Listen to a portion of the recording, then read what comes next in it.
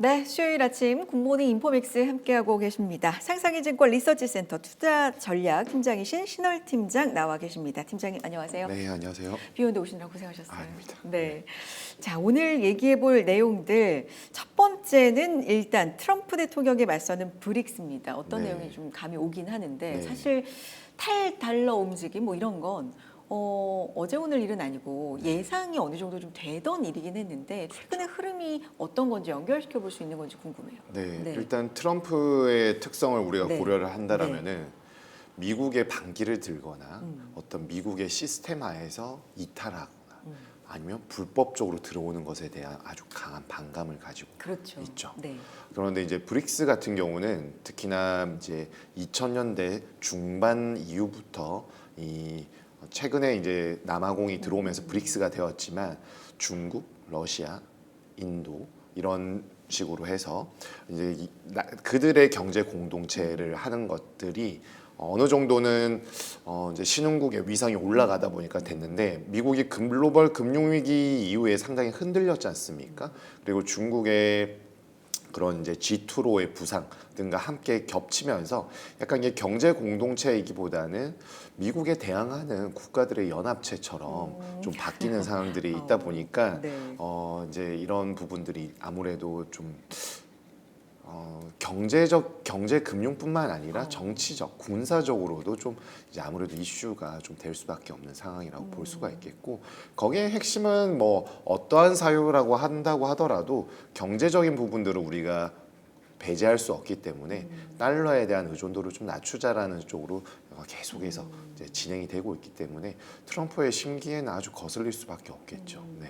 관세가 뭐 폭탄이라고 할 수 있어요. 브라질이 50%죠. 네. 지금 50%, 남아공 30, 인도는 현재까지 일단 25 이렇게 지금 되어 있는데 공동 통화를 만약에 추진할 경우 100% 브릭스에 관세 부과하겠다. 뭐 이런 언급도 사실 한 네. 적이 있기 때문에 어떻게 될지 좀 궁금한데 일단 브라질은 즉시 중국으로 수출처를 좀 바꾸는 네. 모습을 보여주고 있는 특히 커피입니다. 브라질 커피 업체 183곳에 지금 중국이 대규모 수입 승인을 내준 상황인데 그래서 이제 브라질 하면은 커피고 대표적으로 이제 커피가 그렇죠. 언론에 많이 지금 네. 회자가 좀 되고 있어요. 중국은 어떤 역할을 하게 되는 건가요? 결국엔 중국은 브릭스의 이제 대부 대부.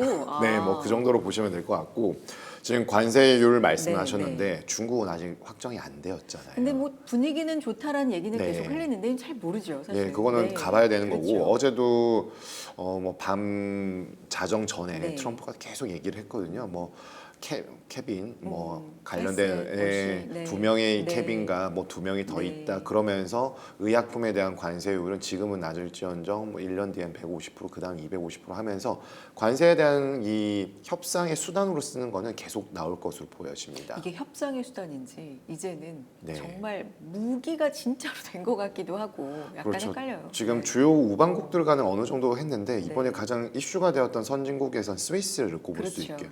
스위스 이제 정치적인 협상력에 대한 아주 불만을 토로하면서 30% 정도에서 거의 40%까지 올라간 모습들 확인했기 때문에 아직 끝난 이슈는 절대 아니라고 보여지고요. 아까 공동 통화를 말씀하셨는데 네. 그거는 이제 취임 전에 했던 발언에서 우리가 이제 알 수 있는 거지만 취임 전만 하더라도 근본적인 관세 정책에 대한 추진 가능성에 대한 우려가 있었지만 지금은 그래도 유연할 수 있다라는 거를 우리가 인지는 하고 있죠. 다만 브라질 50% 관세율을 매긴 거는 뭐 여러 가지 얘기들이 있겠지만 되게 좀 황당할 수도 있으나 전 대통령이 어떤 보우소나로에 대한 사법적인 절차를 중단하라라고 하니까 룰라 현 대통령은 우리 미국 트럼프는 미국인의 대통령이 전 세계 뭐 황제가 아니다 이런 식으로 약간 감정적으로 나오면은 이 트럼프 대통령은 멈추지 않는 특성이 있기 때문에 상당히 어려움이 글로벌리 좀 있을 수밖에 없겠고 커피 뭐 브라질 원두 좋아하시는 분들도 계시잖아요. 그런데 이제 중국에서는 이를 이제 대체하는 역할을 해주겠다. 우리가 받아주겠다라고 하면서 5년간 브라질 커피 수출 업체 183개사에 대한 수출을 허가했고 또한 이제 거기에서 저도 처음 알게 됐는데 참깨 관련된 부분도 함께 유통기업을 허락을 해줬다라고 했습니다. 근데 중국이 뭐 무조건적으로 이걸 해줄 수 있는 거는 아니고 다만 중국이 동아시아에서 한국, 일본보다는 이 브라질 커피 수출입에 대한 비중이 좀 낮다라고 합니다.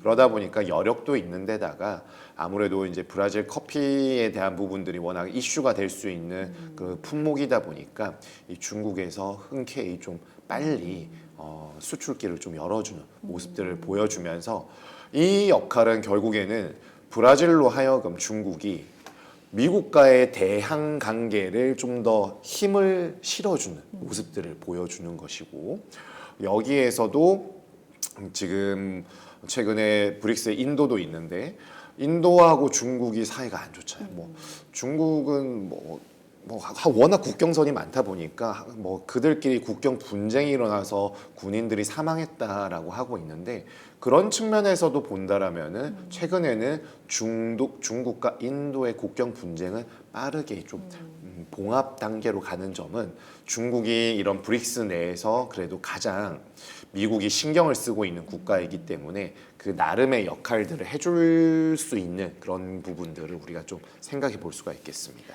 일부 국가들은 진짜 관세를 경제적으로만 해석하면 해석이 잘 안 되는 경우가 많고 뭐 정치적 관계라든지 역사적인 것까지 거슬러 가면 아, 이 관세가 이런 의미인가 뭐 싶기도 해서 복잡한 관계들이 좀 있다는 생각이 들고요. 인도 말씀해 주셨는데 인도 러시아산 석유 많이 사는 거 마음에 안 들어. 그리고 러시아산 석유 사서 재판매하는 것 같은데 이익 너무 많이 남기는 것 같은데 안 되겠어. 관세 더 부과할 거야. 뭐 지금 이런 상황이잖아요. 트럼프 대통령의 입장이.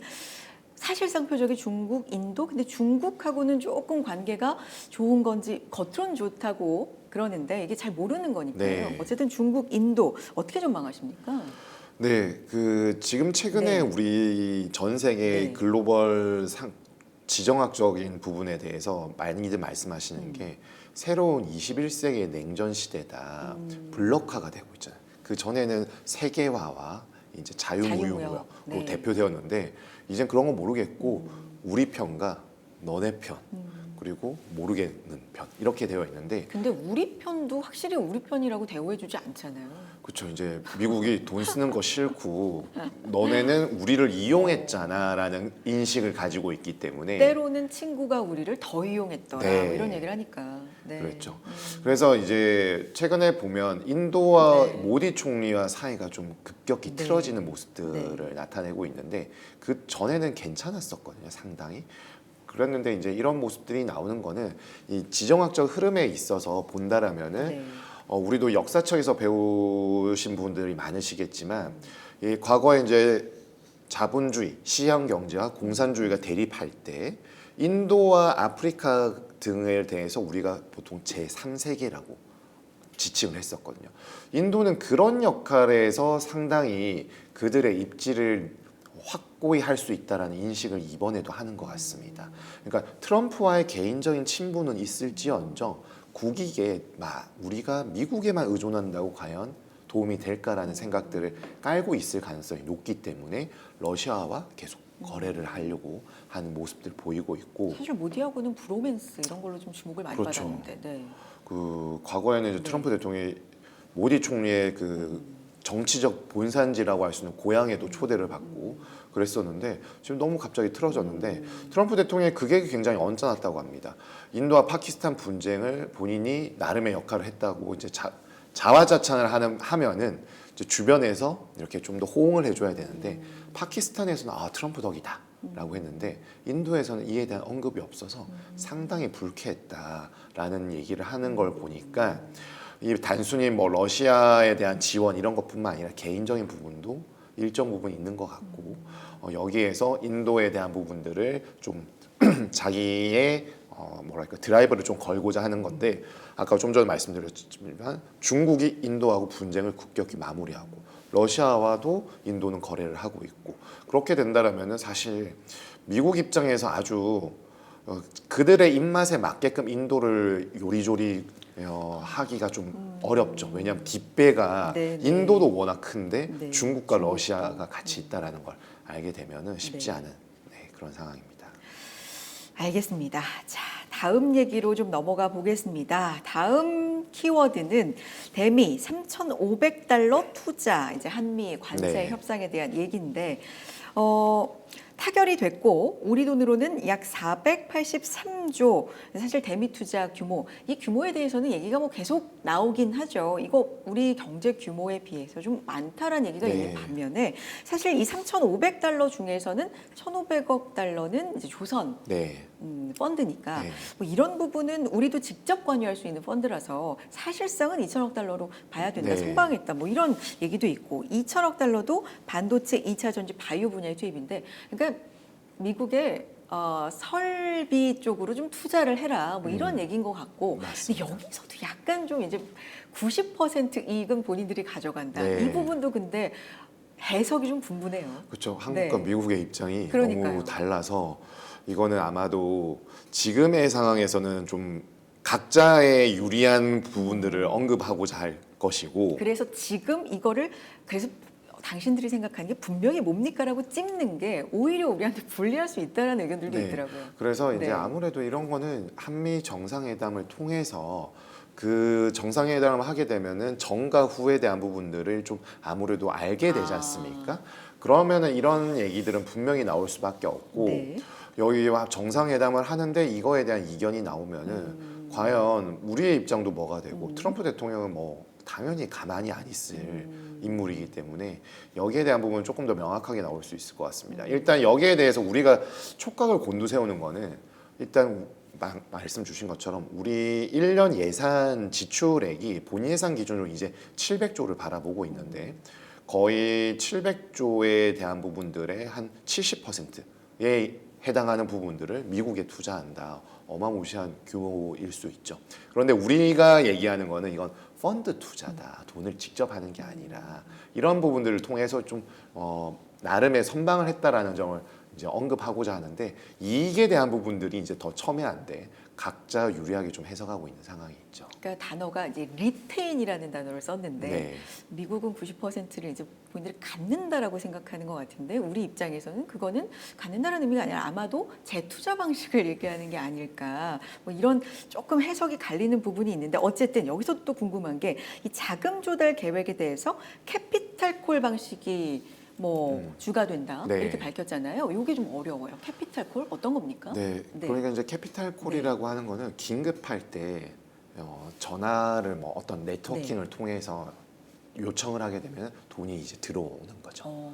예, 그러니까 이제 그런 식으로 하는 건데 이거를 이제 좀 더 경제 금융학적 용어로 본다라면은 투자금을 한 번에 이렇게 파킹을 시켜 놓는 네. 게 아니라 이 우리는 펀드의 규모는 요 정도인데 돈이 필요할 때 아니면 투자가 지금 집행이 되어야 할 때 A, B, C 뭐 이런 식으로 나누어서 넣어줘.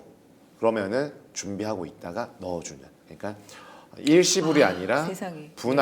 분할 할부와의 개념과 비슷하고 어. 그리고 이 자유롭게 좀 어느 정도 그 투자자들의 상황도 분명히 다 다를 수 있잖아요. 그런 측면들을 조금 유연하게 해주는 방식이라고 보시면 되겠습니다. 캐피탈콜. 네, 그래서 이 부분들은 이제 크레딧 네. 관련돼서 이제 크레딧 시장에서 유동성 위기가 처해졌을 때 네. 캐피탈 콜 얘기를 좀 하는 편이죠. 어. 이렇게 되면은 이제 어떤 A라는 기업이 지금 유동성이 막혀 있다. 그러면 캐피탈 콜을 하면은 보통은 그룹 계열사 아니면 우호 지분이 있는 타 그룹사에 요청을 했을 때 이제 돈을 직접적으로 이제 투자 보통 편하게 말씀하면 쏴주는 유동성을 수혈해주는. 네 그런 어. 식으로 네 보시면 되겠고요. 이렇게 하게 되면은 아무래도 투자자 입장에서는 되게 큰 규모였잖아요. 3,500억 달러. 이거 다 일제히 한다고 하면 우리나라에서 돈이 유동성 자산이 다 나갈 것 같지 않습니까? 그러니까 일시불은 할 수가 없죠. 네. 그러니까 이거에 대한 부분들을 네. 캐피탈 콜 방식으로 네. 필요할 때마다 이제 유동성을 공급해주는 방식을 택했다라는 거는 크기, 총 규모가 요렇다는 거고 모든 금액이 가지 않을 수도 있다라는 걸 보여주는 거고요. 그리고 보증의 방식인 네. 거고. 네. 그리고 이제 운용을 하게 되는 네. 경우에 입장에서는 네. 아무래도 들어온 돈에 대해서 특정 투자권이 확정되었을 때 필요 금액, 필요 투자 자금만 운용하는 효율성에 대한 부분들, 유연성에 대한 부분들이 좀 확보될 수 있습니다. 다만 아까도 말씀드렸지만 크레딧 위기가 봉착했을 때 캐피탈콜을 A라는 뭐 계열사, B라는 그룹에 했을 때 다 응해주는 것은 아니잖아요. 그러니까 큰 규모는 정해져 있지만 대응이 안 되었을 때는 당연히 콜만 한다고 했을 때는 되지 않는데 사실 이 부분은 그 크레딧 시장에서 이제 언급되어 있는 단어를 통해서 설명드리고자 한 것이지만 이제 한국과 미국의 협정이기 때문에 이거를 뭐 부인한다라고 보기는 어렵겠으나 네. 이런 캐피탈 콜의 양식은 이런 식으로 좀 전개가 된다라고 보시면 되겠습니다. 채권 시장 쪽의 영향은 어떨까요? 그럼 이번에 협상 내용으로 봤을 때. 네, 지금 뭐 이번에도 그렇고 네. 이번 협상건도 그렇고 지금 올 이번 달 8월 보통 25일에서 말일 사이에 내년도 예산안이 많이 나오게 되는데 지금 현 정부가 조기 대선을 통해서 집권을 하게 네네. 되었잖아요. 그러면 이제 작년도 예산이고 거의 할 수 있는 게 정해진 거를 기집행되거나 아직 남은 것들을 하는 상황이 된 거죠.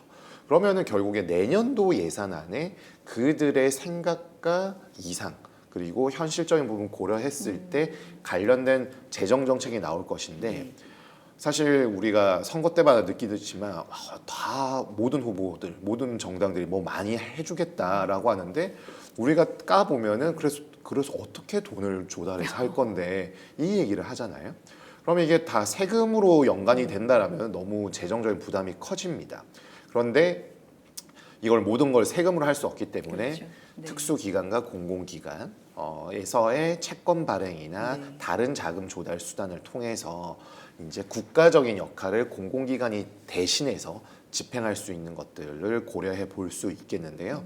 이번에도 이런 식으로 투자가 된다라면은 일정 부분은 국책은행에서 관련된 채권 조달에 대한 니즈는 분명히 커질 수 있습니다. 네. 그렇게 된다라면은 채권 시장에서는 아무래도 특수채라는 지위가 국고채와 거의 대등한 수준, 국가가 보증한다라고 판단하고 있기 때문에 모든 국고채를 제외한 수요, 투자 수요에 있어서 특수채로 상당히 쏠릴 가능성이 있습니다. 네. 특수채는 소화가 될 가능성이 있겠지만 다른 이제 일반 금융채, 회사채 이러한 부분들에 있어서 수요를 잠식하는 효과가 나타나기 때문에 채권 종류별 그러니까 업종별, 회사별 상당한 온도차가 느껴질 수 있습니다. 네.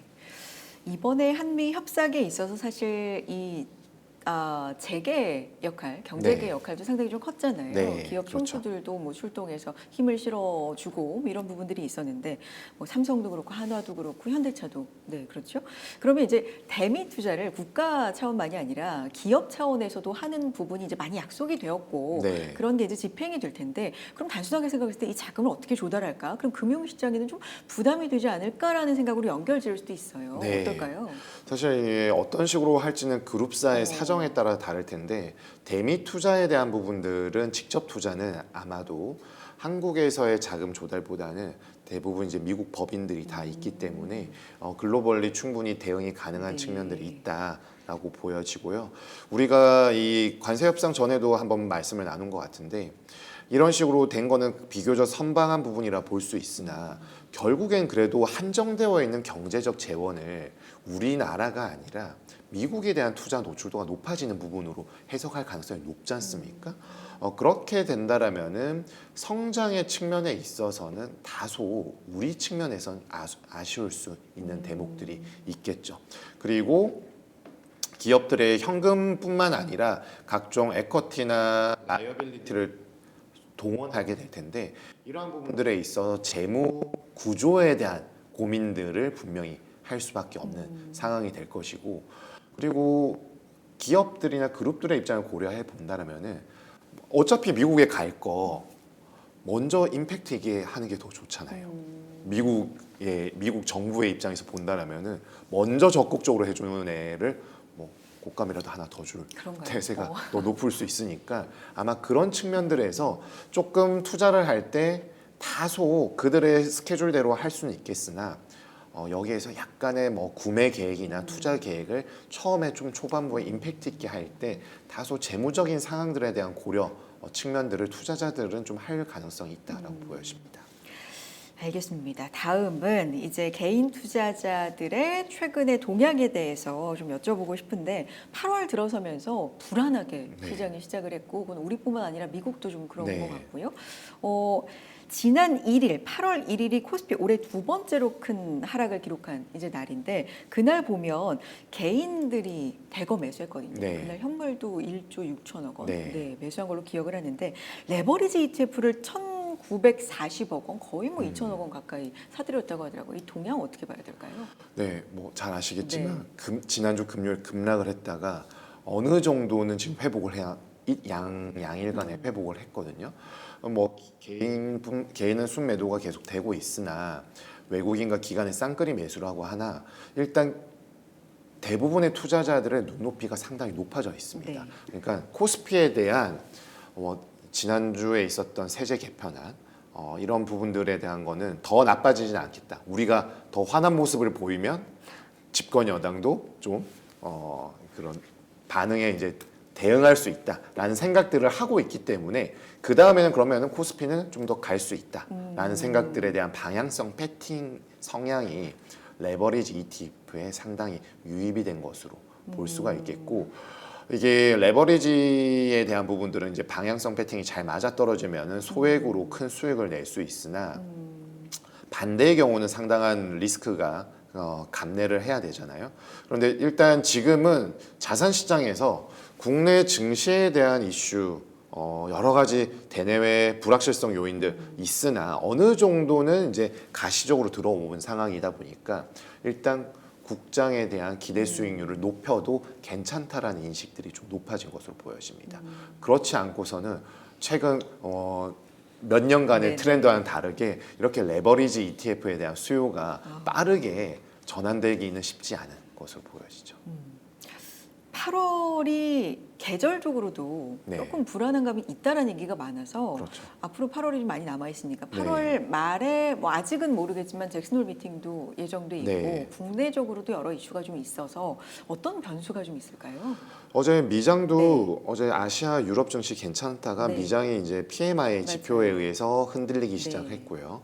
이 지표가 왜 중요해졌냐면 결국 지난주부터 나온 고용 지표, 연준의 그런 FMC와는 사뭇 달랐던 부분들, 결국에는 월러 연준 이사로 대표되는 비둘기파적 인사들이 얘기하는 고용 지표의 질적 둔화가 나타나기 시작했다라는데 이제 사람들이 좀 귀를 기울이기 시작했는데 이런 부분들을 어디서 찾을 수 있느냐? 비농업 부분 고용자 수는 너무 통계치가 왔다 갔다 하니까 좀 못 믿겠다라는 생각을 하면 이제 서베이 지표들이 가장 소프트하지만 빠르게 나오다 보니까 이런 지표에 대한 민감도가 좀 높아져 있고 최근 2분기의 지표에 대한 민감도보다는 관세나 관련된 불확실 매크로적인 지표가 더 관심도가 높았다면은 이제 9월이 점점 다가오기 때문에 지표, 경제 지표, 특히 미국장에 대한 흐름들을 좌지우지할 가능성이 좀 높다. 그러니까 금리 인하가 어떻게 될 것인지를 좀 힌트를 네. 주는 지표들. 맞습니다. 그러면은 금리 인하가 9월에 되고 9월에 된다라면 연말에 한 번 정도 더 하면은 두 번은 될 것 같은데 네. 세 번 금리 인하에 대한 기대감도 좀 높아졌습니다. 근데 세 번 금리 인하가 되려면은 지금 7, 8, 9에 나오는 지표들이 굉장히 빠르게 악화가 돼야 되거든요. 이게 금융시장 측면에서는 금리가 인하된다고 했을 때 긍정적인 측면을 바라보겠지만 지표가 급속히 악화가 되었을 때는 매크로에 대한 불확실성이 커지기 때문에 네. 무조건적으로 위험 자산에 긍정적이다라고 해석하기에는 좀 다를 수 있겠고 최근에 이제 미국채 10년물 같은 채권 시장의 금리 레벨은 4.3에서 4.5였다가 이제 4.1에서 4.2까지 내려온 부분들은 확실히 금리 인하에 대한 부분들 네. 투심이 조금 살아나기 시작했다라는 점 알 수 있겠고 국내는 아무래도 증시에는 호재일 가능성이 높은 게 네. 월말에 나오는 예산안, 채권 시장은 오히려 재정적인 부담에 의해서 좀 악재로 인식할 가능성이 높다라고 판단하고 있습니다. 알겠습니다. 팀장님 오늘 여기까지 듣도록 하겠습니다. 상상이증권 리서치센터 신월 투자전략팀장 함께했습니다. 말씀 고맙습니다.